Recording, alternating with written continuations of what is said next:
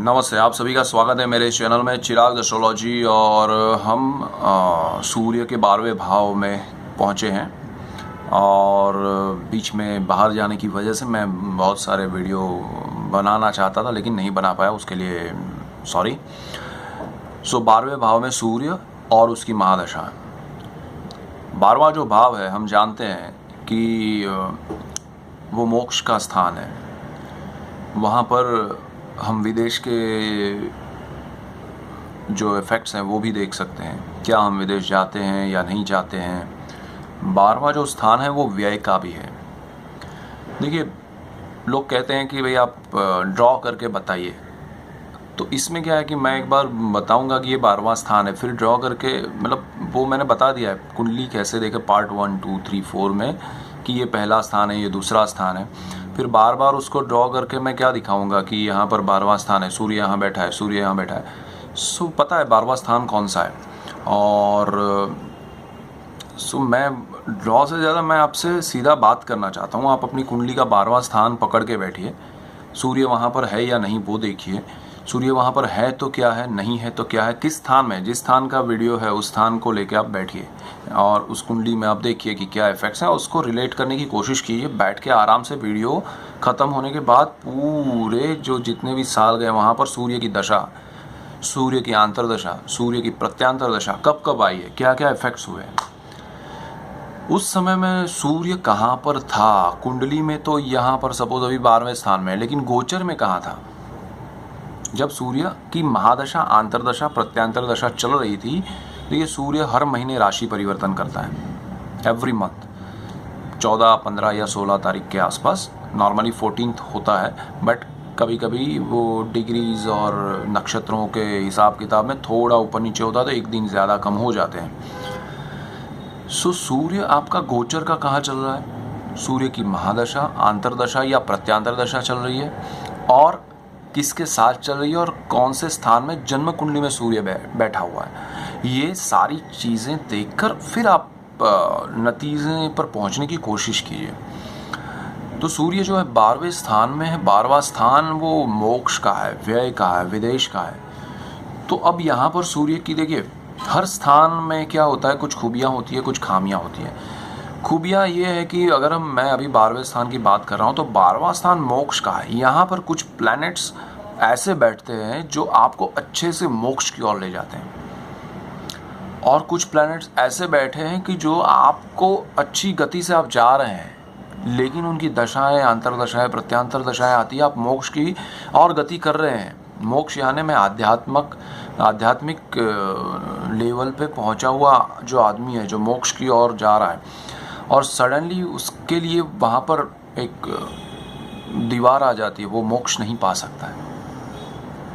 तो ऐसे प्लैनेट्स हैं, उनकी दशाएं हैं कि नहीं ये कर्म मेरे हिसाब से बाकी है तुम्हें करने, वो जब तक कंप्लीट नहीं होंगे मोक्ष मैं नहीं लेने दूंगा।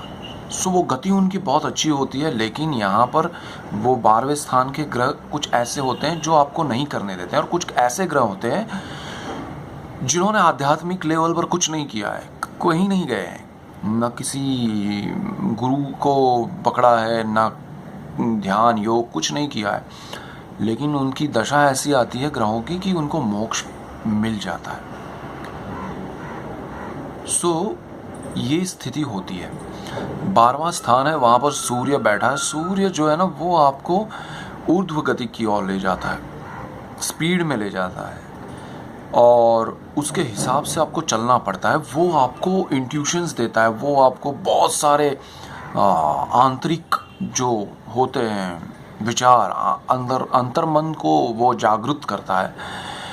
और उसके साथ वहाँ पर केतु बैठा है और सूर्य की दशा आती है, महादशा, आंतर या प्रत्यांतर दशा भी।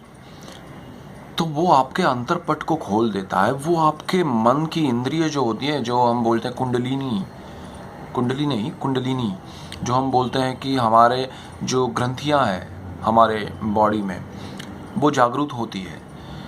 तो वो सूर्य उसको पावर देता है, वो उसको जागृत कर सकता है अच्छे पोजीशन में, और उसकी दशा आती है। तो ज़रूरी नहीं कि सूर्य 12वें भाव में है तो वो जागृत ही करेगा।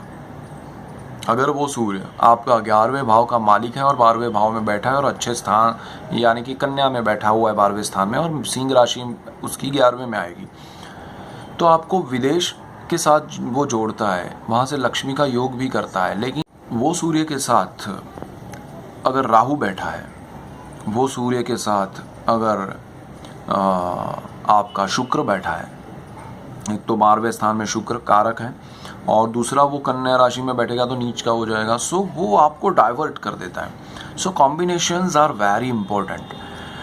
अब सूर्य की महादशा है, 12वां स्थान है और वो आपको एक तरफ जो व्यय है आपके उस पर वो कंट्रोल देता है। वो आपको मन से ये भी देता है कि नहीं मैं जो कर रहा हूँ, आपको देखिए कोई बंदा ऐसा होगा, शायद आपकी वाइफ हो, आपके पेरेंट्स हो, आपके भाई हो, बहन हो, पत्नी हो, पति हो, वो आपको हमेशा बोलते रहेंगे कि आप गलत खर्च कर रहे हैं, आप इसमें आपको ऐसा नहीं करना चाहिए, वो आपको अच्छा नहीं लगता है। लेकिन जब सूर्य की दशा आती है 12वें स्थान में होकर, तो आपको रियलाइज़ होता है, वो आपको कराता है कि यार नहीं वो सही है, मैं गलत हूँ और मुझे ऐसा नहीं करना चाहिए, मुझे ऐसा करना चाहिए, मुझे वो फॉलो करना चाहिए।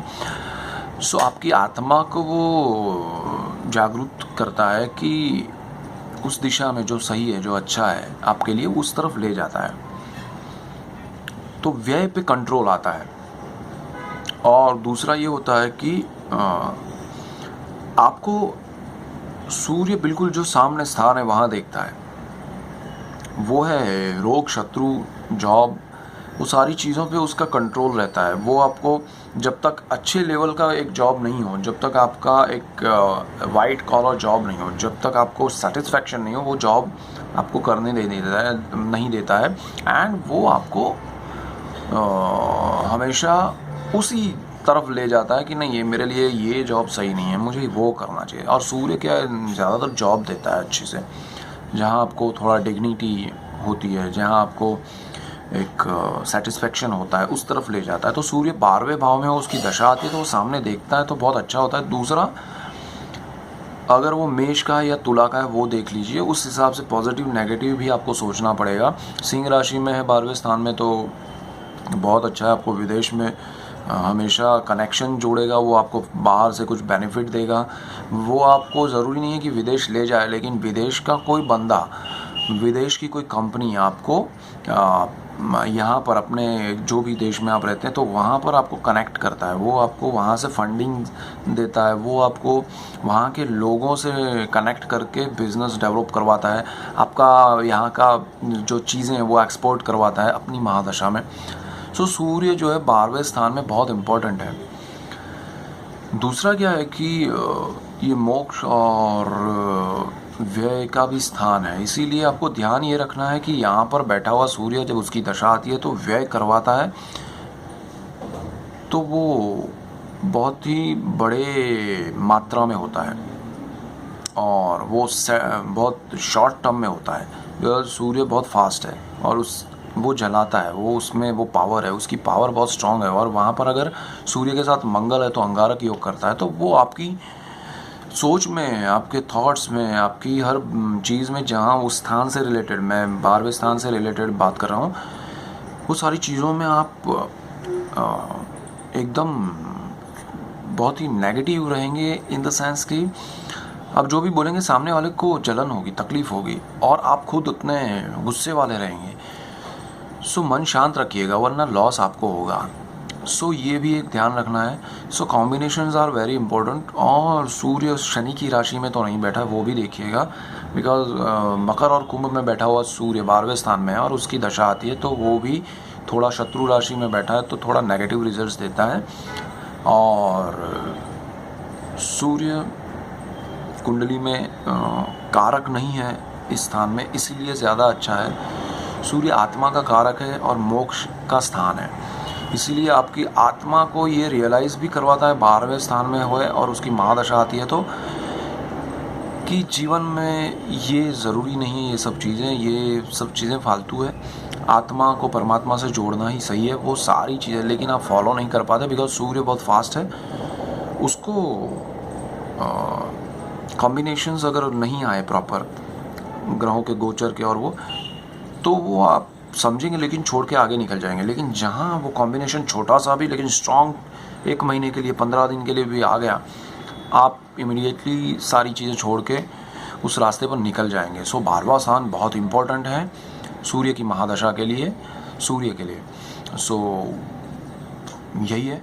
Keep watching Chirag astrology. देखिए, मैं हर चीज़ को अलग तरीके से अलग नज़रिए से रख रहा हूँ, अलग मैंने जो एक्सपीरियंस किया उस हिसाब से रख रहा हूँ। बाकी कॉमन सी चीज़ें आपको बहुत जगह पढ़ने को मिल जाएंगी, देखने के लिए मिल जाएगी कि सूर्य 12वें स्थान में पत्नी के साथ कैसा रहेगा, पति के साथ कैसा रहेगा, आप क्या करेंगे। वो तो हज़ारों लोगों की कुंडली में, करोड़ों लोगों की कुंडली में 12वें स्थान में सूर्य है। करोड़ों का एक जैसा पत्नी और पति नहीं हो सकता है, बिजनेस नहीं हो सकता है, जॉब नहीं हो सकता है, लेकिन कुछ असर ऐसे होते हैं जो हर एक की जीवन में होता है। मैं उसी की बात करता रहता हूँ। सो keep watching Chirag astrology. Thank you for watching. और आप विज़िट कर सकते हैं chiragsastrology.com पे, जहाँ आपको मेरे आर्टिकल्स भी मिलेंगे और बहुत सारी चीज़ें मिलेंगी। So keep watching Chirag astrology. Thank you for watching. God bless you. Good bye.